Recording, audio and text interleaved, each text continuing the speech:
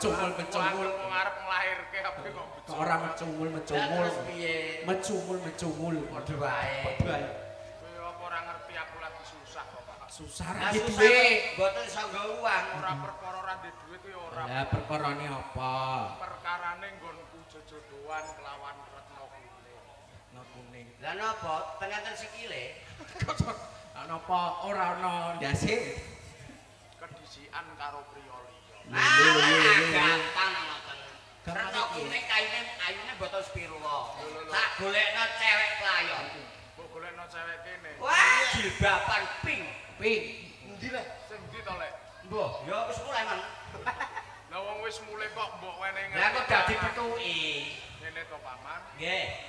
Mergo gedhe rasa tresnaku kelawan si Adi Retno Kuning. Nggih. Nganti susah sakjroning atiku. Mula kanthi kuwi aku kepengin ninggalake ana ing jebol. Nek ninggalake jendolo pripun? Ora apa-apa. Mergo sabar kon jojodohan kelawan. Lah terus kula piye? Sampeyan tetep ana ing jegolo. Mergo urip mungkin ning jegolo kula kanthi kuwi. Aku jaluk pamit kelawan pasangan. Aku bakal ninggalake jegolo. Sangat lho Pak. Ngaco iki malah iki. Ayo sini Pak.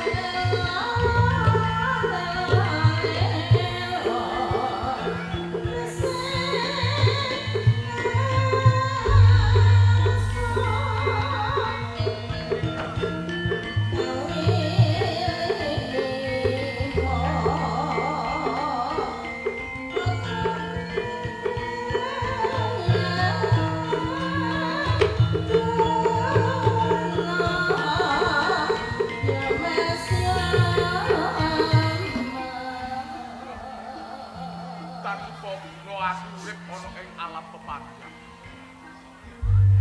Mergo nggonku jejodohan kelawan Retno Kuning wis ora bisa kelakon. Yen kaya ngono, aku bakal njaluk pamit nggonku mungkasi kelawan nyawaku.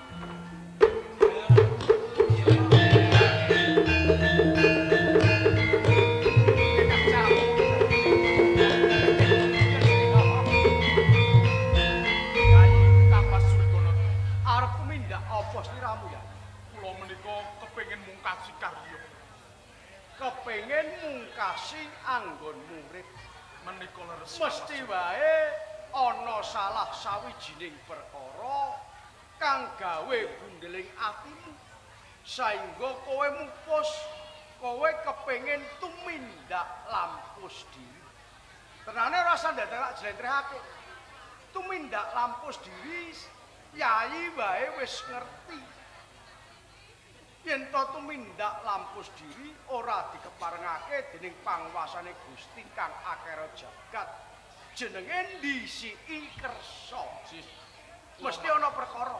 Menika leres Kang Mas Surikono. Ya, Perkawisipun kula menika cah baranggenipun jejodohan kalian Retno Kuning.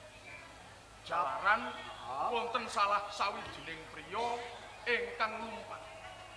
Rumiyini anggen kula nyuwanake nggih punika kembang cudak kencana.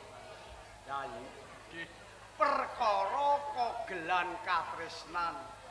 Perkara wong wedok mbok rewangi bundel atimu, peteng pikirmu kepengin tumindak pati lampus diri.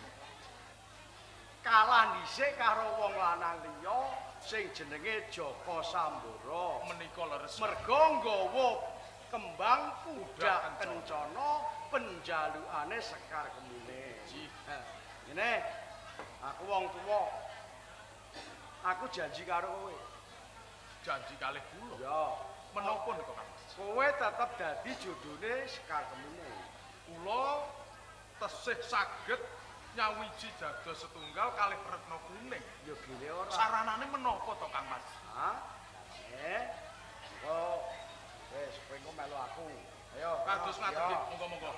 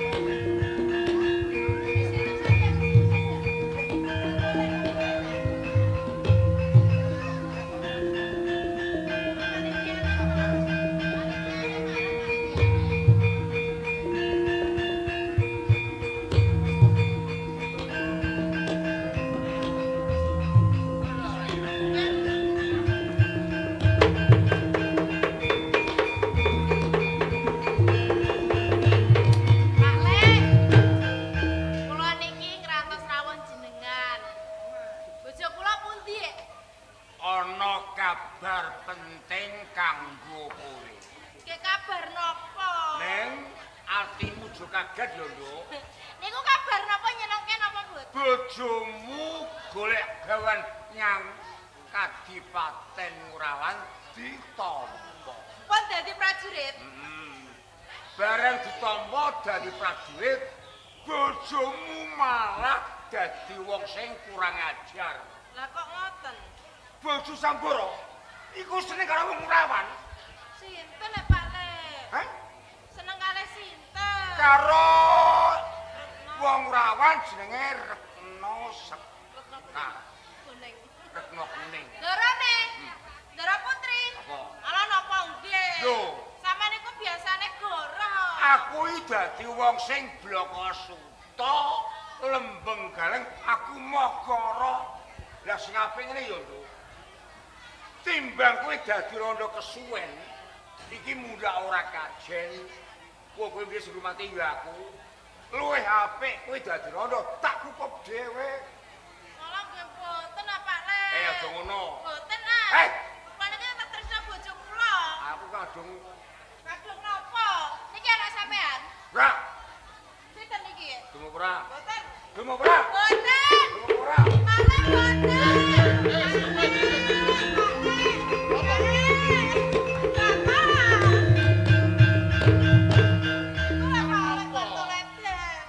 Ponakmu sak-sak iki piye? Aku iku turu digugah. Diwenehi kemul. Padahal ngrangkul iki kepiye?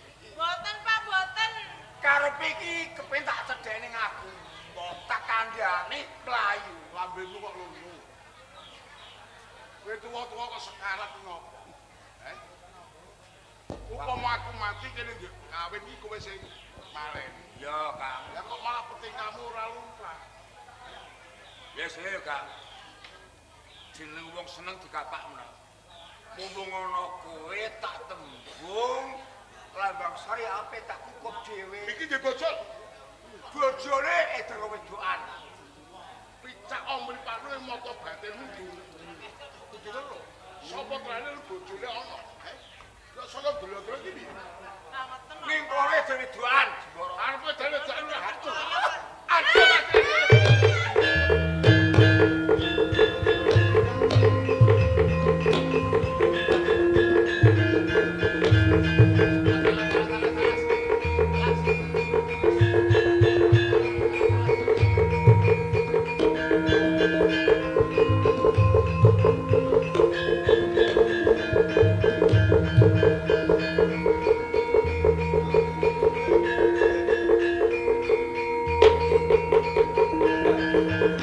Ora ana carane dhewe ya. Ayo semanti kawan.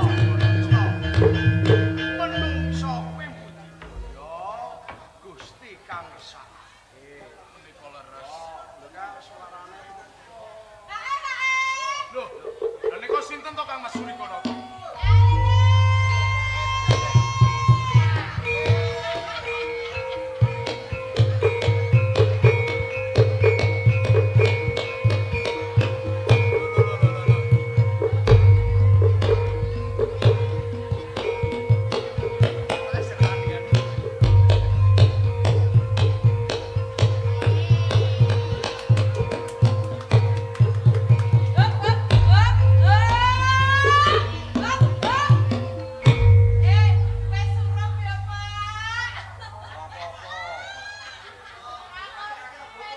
khusus ning kene iki najan surup dibacoke terus nganti sak rampunge.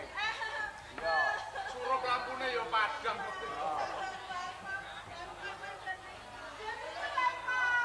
yo diawe-awe wis ora apa-apa. Nah. Nanti tekan bar magrib lah ora apa-apa.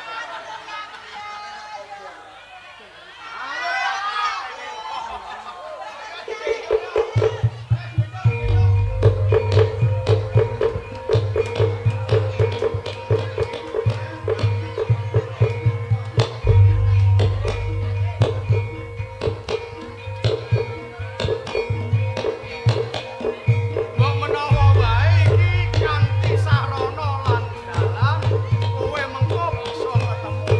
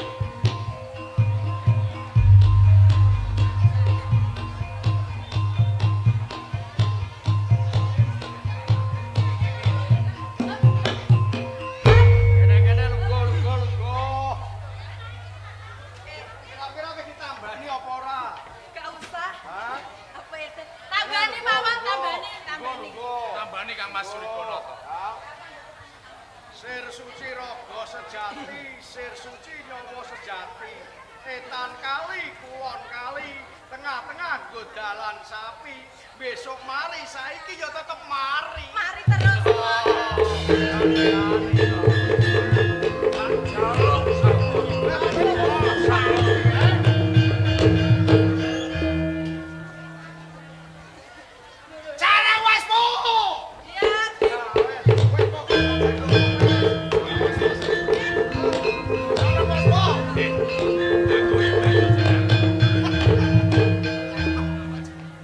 Pengen ngerti cara waspo.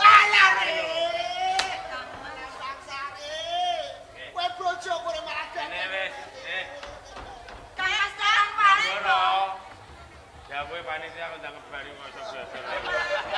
Wes iki balik ning bojomu. Kang Mas yo kula.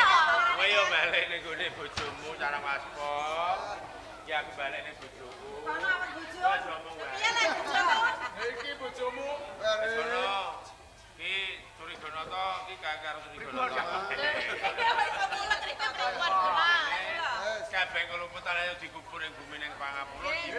Tukul wae karo.